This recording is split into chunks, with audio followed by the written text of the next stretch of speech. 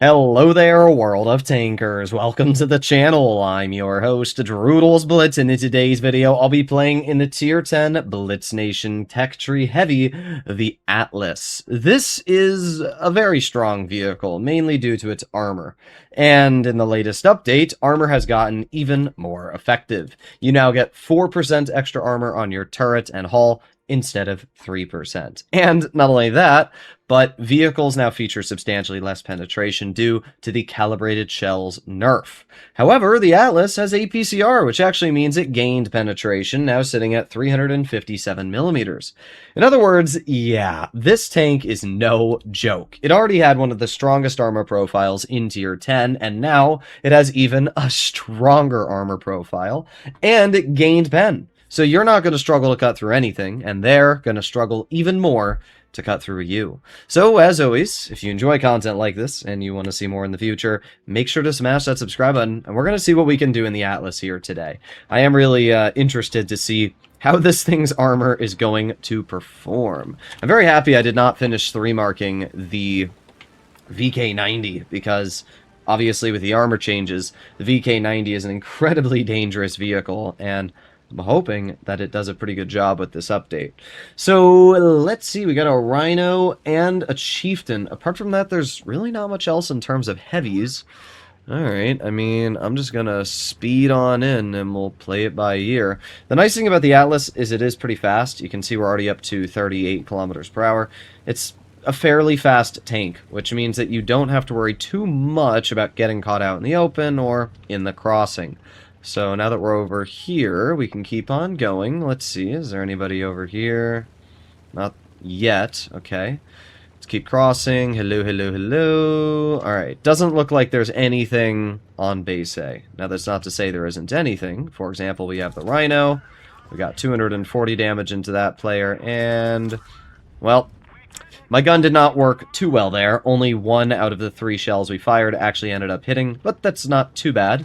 We just have to reload for a few more seconds. 3, 2, 1, and let's aim it on the Contra Caro. There's 364 right into his track wheel, and another 150. It's not bad. That's 850 damage we've dealt now. Obviously, there are advantages to the single shot and the autoloader, and it really depends on what loadout you're using, but I personally like the autoloader better. I think that it is much more beneficial when you do get the opportunity to start bleeding. So, let's see, we did get spotted, which is kind of weird. There's the Rhino just driving in the open, and 1, 2, 3. Oh, didn't get that final shell, but they're still not too healthy anymore. We have the 183, there you go. 367 damage into that player. And we've already done 1,500. Well, that's not bad. We haven't really bled anything either, so we're just kind of dealing damage. Alright, let's see, we have the grill in the back, and what's your game plan here, grill? Come on, poke it. Poke it, poke it, poke it. Dang, I don't think he's going to. Alright, well, we have the Chieftain, and while that Chieftain may be full health, I don't think it's going to be too big of a problem for me to deal with, just because of how much armor this thing has. Let's see. I'm going to chill right over here, and there is the hatch. I want to obviously see more of the Chieftain than just the hatch, though, so let's wait for him to poke. 1, 2, 3, there you go. There's 390. He's going to back up. 1, 2, 3, boom. We didn't get the third pen, but we still took about 500 health off that player, which is a pretty substantial amount. Okay, well, we reload again, and let's see. I'm just going to drive over the ridge, and 1, 2, 3. There you go, not bad. 1, 2, 3. Nice. It's a substantial amount of damage right there. Puts us at 2,800. The armor's been doing the trick. We do have the enemy grill, who we're not able to spot right now, and that grill is actually a pretty big threat, but there you go. 183 has been taken out of the game. We have the WZ in the back. We have the grill in the front. Okay, I'm going to back up. I think that's the best play to make right now. So start backing up like this, and we're just going to keep on reversing. If we get into this position, I should be pretty safe to then deal with the grill. That's the thought process. Hoping that our teammate doesn't get heavily bled, though. Alright, let's turn and keep going, come on. Alright, nice. And there's the grill. 1, 2, 3. There's 426 into the grill. And not bad, another 150. That's About a third of that player's health gone, so that's not bad at all. And now what we're going to do is we're going to chill here, and we're going to wait for the Grill to go unspotted. And now I'm going to push down, and we're going to try and get right behind him. This is going to be the best possible play. And this is where the Atlas really shines, because it has really, really dangerous high explosive. So if you can use the HE properly, you can get out really nasty damage. There you go. That was a lot right there. We lit him on fire, and now we just have to reload for a few more seconds. It doesn't really matter where you run to, Mr. Grill. You're cooked either way. 3, 2, 1. There you go. Grill is out of the game, and there you go. I knew one of those three would hit. That was a pretty good battle. We did 4,668. We blocked 1,070. And we had a pretty good result overall. The autoloader definitely trolled us a little bit, but generally we didn't have too much of a struggle. And you can just see why this tank is so stupid. Like, the gun is nice, and it's not just the gun, it's the mobility and the armor and the gun depression. So we completely dominated that battle. Let's try one more, and let's see if the Atlas can keep it up, but I'm sure it will be able to. Even if the team doesn't do well, I'm sure that the Atlas will be able to output a substantial amount of damage. My favorite part about the autoloader is when it comes to getting low health kills, like on that WZ-132 or the enemy 183. It's so easy to just fire a burst, and generally 1 out of your 3 is going to hit and usually pen. So when it comes to a super low health tank, it doesn't really feel all that bad just taking a quick poke, taking that player out of the game. Alright, well, let's see what we can do. We have another Atlas player on our team, and okay, well, that's not giving me great confidence in his capabilities, but there's nothing I can do about that. We're going to head over to this side of the map. That's also pretty wild coming from a Grill player. The Grill is literally like the cringest tank destroyer in the game. Literally the most cringe tank. And it's wild that a Type 71 is saying that. Okay, says the 71. Cry harder.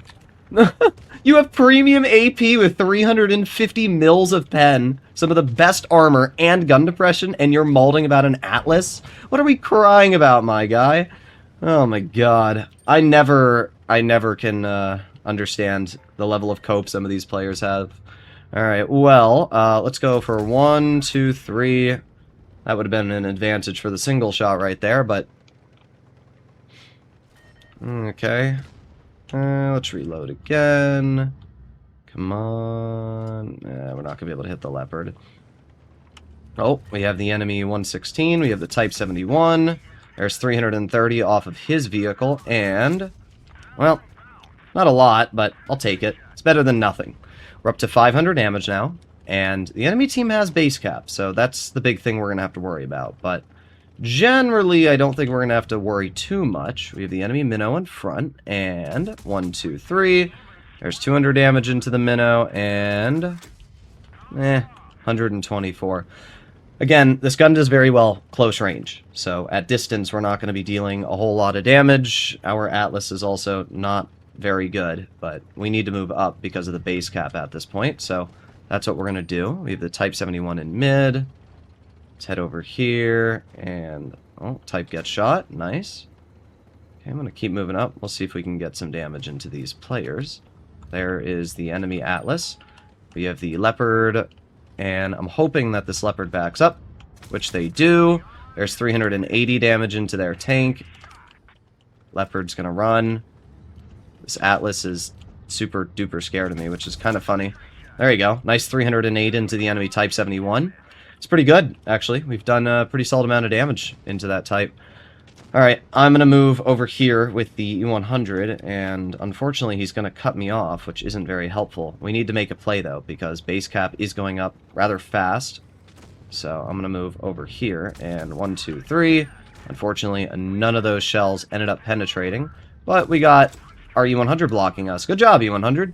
If your goal was to get in my way, you're accomplishing that goal very much. Alright, well, the C100's not doing anything. Nobody's pushing into the base. So, yeah, great stuff from our team, I gotta be honest. 1, 2, 3. Okay. You know what, Leopard? Get out of this game. Goodbye. Still nobody in our team is stepping into the base cap. Not really sure why. There you go. They finally figured out how to step into base B. Took you a little while, didn't it? Alright, let's aim it on the enemy type. And 1, 2, 3. It's 374. Nice. And there is another 370. Okay, nice. That player's gone. Still, nobody's stepping into the base. Okay. Well, who could have guessed that you're going to lose a game when nobody steps into the base? Like, what a shocker. Weird, right? 1, 2, 3. There's 380. And, well, we got another 380 damage. I did 3,500. I really can't get too mad about that result. And the Atlas put out damage. I mean, at the end of the day, this is a very good vehicle. That last battle was pretty lame, I won't lie, so let's try one more battle and see if we can get a better result in the Atlas than what we were having just a moment before. Up against us, we got a 60, a Kron, an M103. I'm actually interested to see how the armor on the M103 is going to be now that it was buffed. It didn't look like a lot of a, change, but you never know. We'll actually find out in a moment. But in general, it doesn't look like too bad of a matchup. And the thing about the Atlas is, it doesn't really make a difference what you're fighting. Like, the armor is going to work against any type of vehicle. The gun is going to do the job against any tank. So, we have the enemy 60 TP, and we're going to climb up this little ridge. Something in base B, so I'm going to move up towards that. We got an enemy Kron, right in the open, actually. There's 250 damage, not horrible.